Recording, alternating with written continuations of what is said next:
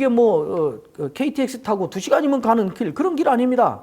산을 넘고 고개를 넘고 걷고 피곤하고. 모든 신앙인들은 한 가지 소원을 갖고 있습니다. 신앙생활을 잘하는 것입니다. 하나님의 뜻을 잘 깨달아서 순종하는 일에 모든 것을 바쳐서 충성을 하는 것입니다.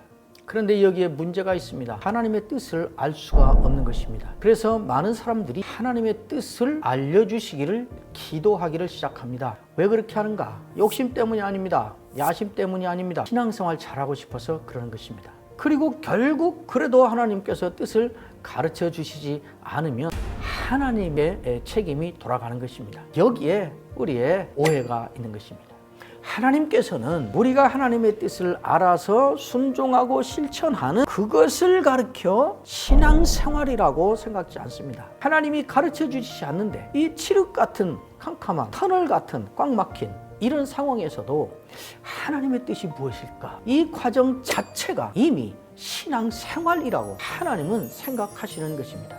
아시아 지역에서 사도 바울이 복음 전도 사역을 하려고 할 때는 나름대로는 여러 가지 분석을 했을 것입니다. 그런데 본문 6절에 보는 것처럼 성령이 아시아에서 말씀 전하지 못하게 하셨다 그럽니다. 사도 바울이 다시 고민을 합니다.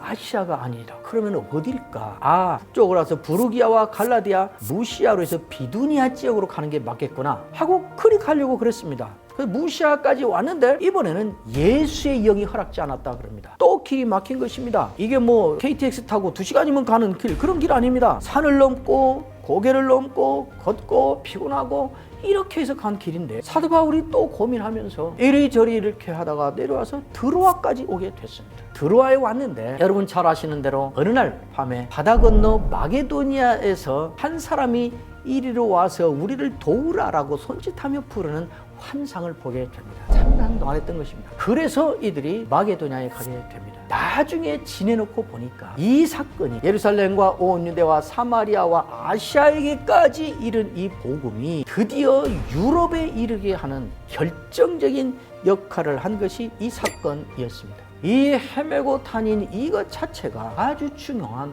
신앙생활인 것입니다. 신앙생활을 한다는 것은 무엇인가? 이것인가 해서 해보고 저것인가 해서 안 보여줘도 나는 하나님의 뜻을 찾아서 살아봐야 돼 라고 헤매며 사는 이것이 하나님이 아주 귀하게 여기시는 신앙생활이라는 것을 알아야 됩니다. 하나님의 뜻은 오리무중 헤매는 가운데 우리가 찾으려고 최선을 다하는 것이고 하나님은 그 헤매는 과정에서 한 걸음 한 걸음을 인도하셔서 나중에 하나님의 뜻을 우리에게 확인시켜 주신다는 것을 알아야 됩니다.